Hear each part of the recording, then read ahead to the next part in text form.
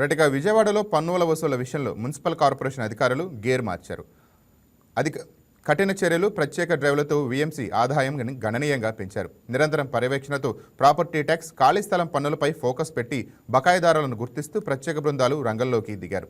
నోటీసులు, సీజ్ వార్నింగ్లు, అవసరమైతే కనెక్షన్ల నిలిపివేత వంటి కఠిన చర్యలు తీసుకోవడంతో పన్ను వసూళ్లు గత రికార్డులను వీఎంసీ అధికారులు బ్రేక్ చేశారు. ఇదే జోష్ కొనసాగిస్తూ వచ్చే ఆర్థిక సంవత్సరంలో మరింత ఎక్కువ వసూళ్లు సాధించాలన్న లక్ష్యంతో వీఎంసీ ముందుకు వెళుతోంది.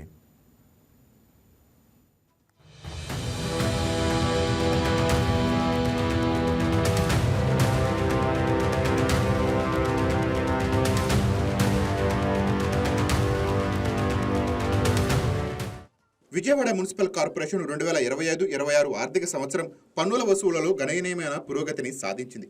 ఈ ఆర్థిక సంవత్సరంలో మొత్తం 267.10 కోట్ల పన్నులు వసూలు చేశారు.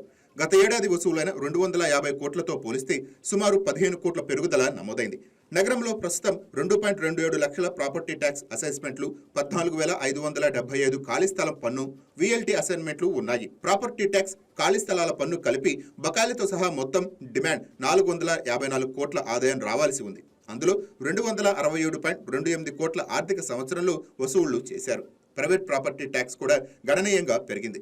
ఖాళీ స్థలం పన్ను ఎగవేతపై ప్రత్యేక కమిటీలు పనిచేయటం, గ్రౌండ్ లెవెల్ సర్వేలు నిర్వహించడం మంచి ఫలితాలను ఇచ్చింది. మొత్తంగా కఠినమైన వైఖరి, ఖచ్చితమైన అమలు, ఇదే ఇప్పుడు నగరపాలక సంస్థ రికవరీ మంత్రంగా మార్చుకుంది.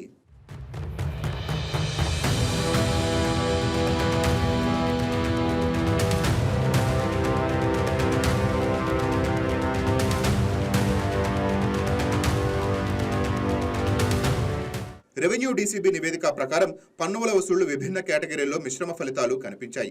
మొత్తం వసూళ్ల సామర్థ్యం 30.13%గా నమోదైంది. అయితే ప్రైవేట్ ప్రాపర్టీ ట్యాక్స్ విభాగంలో అత్యధికంగా 75% వసూళ్లు నమోదయ్యాయి. 228 కోట్ల డిమాండ్లో 172 కోట్లు మార్చి 31 నాటికి వసూలు చేయటం గమనార్హం. ఖాళీ స్థలం పన్ను యజమానులను గుర్తించేందుకు ప్రత్యేక వీఎల్టీ కమిటీ ఏర్పాటు చేసి ఖాళీ స్థలాల వద్ద బోర్డులు, సీజ్ ఫ్లెక్స్లు ఏర్పాటు చేయడం వంటి చర్యలు తీసుకోవడంతో వసూళ్లు మెరుగుపడ్డాయని అధికారులు చెప్తున్నారు.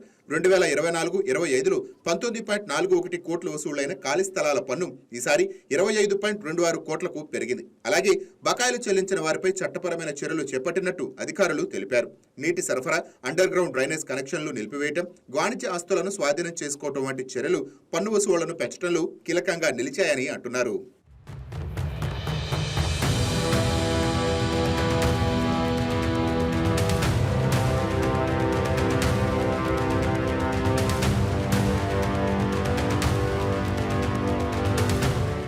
ప్రస్తుతం ప్రాపర్టీ ట్యాక్స్ అసైన్మెంట్ల డిమాండ్ 172.60 కోట్లు, ఖాళీ స్థలాల పన్ను అసైన్మెంట్ల డిమాండ్ 22.98 కోట్లుగా ఉంది.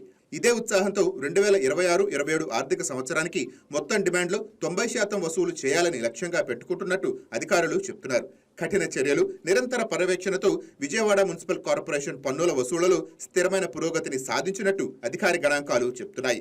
రాష్ట్రంలో మిగతా కార్పొరేషన్లో కూడా ఇలాంటి సంస్కరణలు అమలు చేస్తే మంచి ఫలితాలు రాబట్టవచ్చునని విశ్లేషకులు చెప్తున్నారు.